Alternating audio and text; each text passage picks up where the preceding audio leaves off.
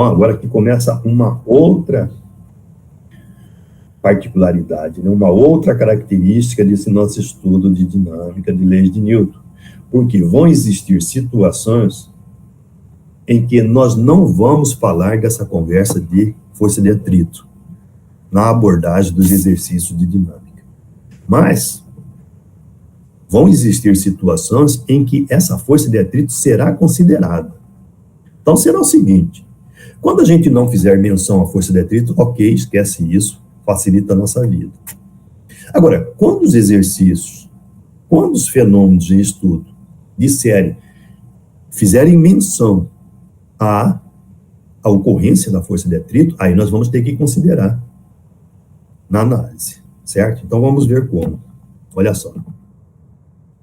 Sem atrito, ó, aí é aquele corpo, né? Tipo a primeira lei de Newton, ele vai embora indefinidamente porque não tem atrito, não tem resistência do ar, não tem a gravidade atuando sobre ele, então ele tranquilo. Agora, com atrito, aí, viu? Agora vocês já verificaram, né, que este corpo, ele parou depois de um certo tempo. Ele parou por quê? Porque aqui tem uma força na horizontal, na superfície de apoio desse corpo com o plano que está dando suporte a ele, que produz essa desaceleração desse corpo, né? E no caso, se nós estamos falando de força de atrito, nós temos também que fazer mais uma particularidade em relação a isso. Existem dois tipos considerados de força de atrito.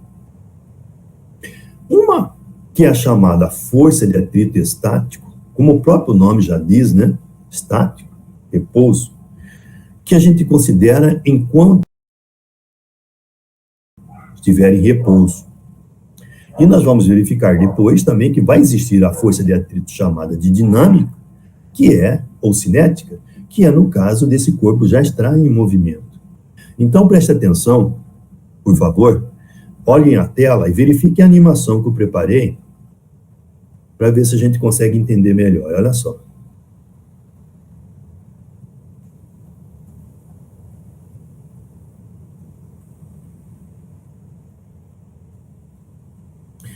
Então, será que vocês conseguiram entender? Preste atenção. À medida eu fiz essa animação para mostrar que à medida que esta força azul, que eu considerei a força motriz, a força que, como se eu estivesse empurrando esse corpo, ela foi aumentando, foi aumentando.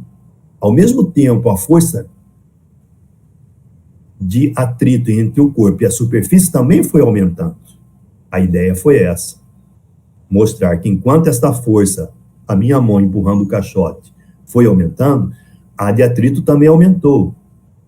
Até um limite máximo, que é chamada força de atrito estática. Por quê? Porque a partir desse ponto, se eu aumentar, vai chegar um ponto que se eu aumentar a minha força, aí sim esse corpo vai entrar em movimento. Certo? Vamos verificar a animação aqui, ó. Então, a força aqui que eu coloquei, a minha mão, e aqui a força que impediu o movimento, né? Para esse corpo estar em repouso. E a força de atrito estática, ela é calculada através do produto do coeficiente de atrito estático, chamado de μe. Aqui também existe atrito estático, que é coeficiente de atrito estático vezes o normal. No caso do dinâmico, que eu vou poder substituir dinâmico por cinético. Mas neste caso aqui, é isso aí, não tem outra não.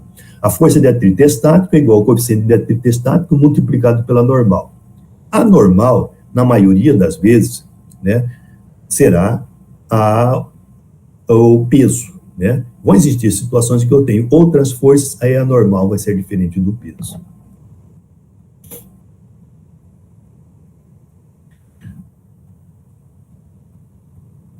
Então, aqui, agora sim, olha lá, força de atrito dinâmica. E vocês verificam que agora aqui eu já tenho a força azul que está empurrando o corpo muito maior do que a força de atrito estático.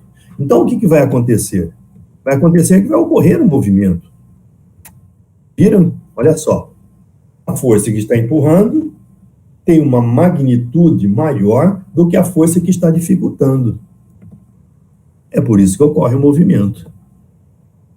Agora sim, né? Aquilo que eu tinha falado de forma equivocada no slide anterior, se aplica a isso aqui. Olha, a força de atrito cinético, que muitas vezes também é chamado de dinâmico, são sinônimos, né? Então, eu tenho força de atrito cinético, que é igual ao coeficiente de atrito cinético ou dinâmico multiplicado pela normal.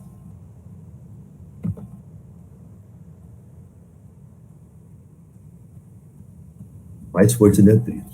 Eu preparei um gráfico agora para ver se vocês entendem com maior facilidade essa questão da força de atrito estática e dinâmica.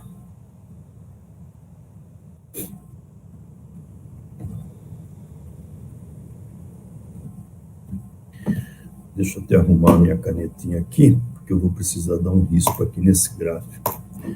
Preste atenção, vocês. Olha só o que aconteceu.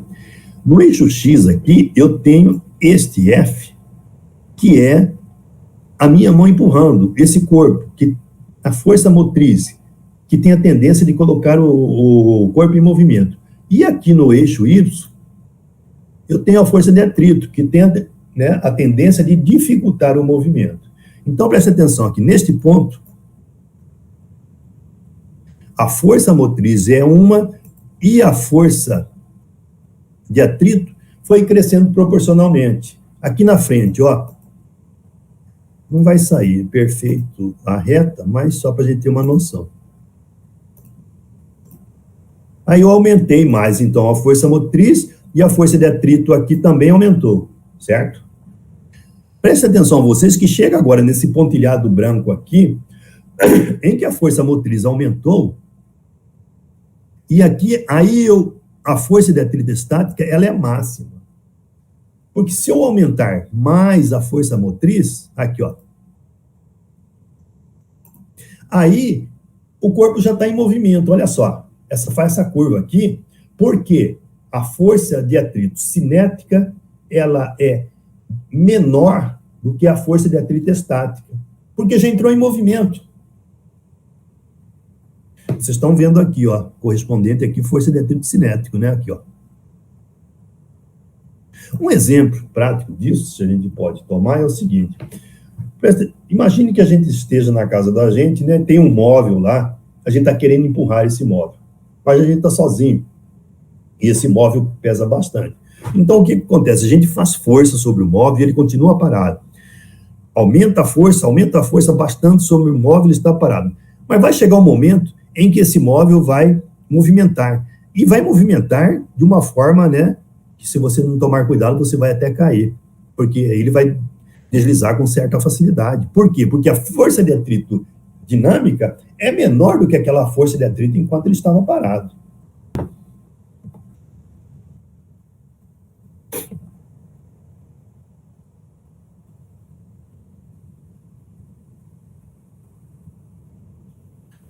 Essas notinhas aqui, vamos dar uma olhada. A força de atrito, só uma caneta.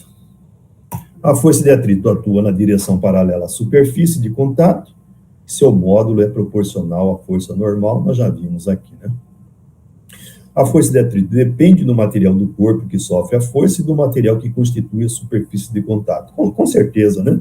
O atrito vai depender das superfícies, né? Do corpo e da superfície de contato. Se elas forem cada vez mais lisas, essa força de atrito será menor. À medida que houver maior rugosidade, essa força de atrito, a dificuldade de movimento será bem maior, né? Aqui uma animação mostrando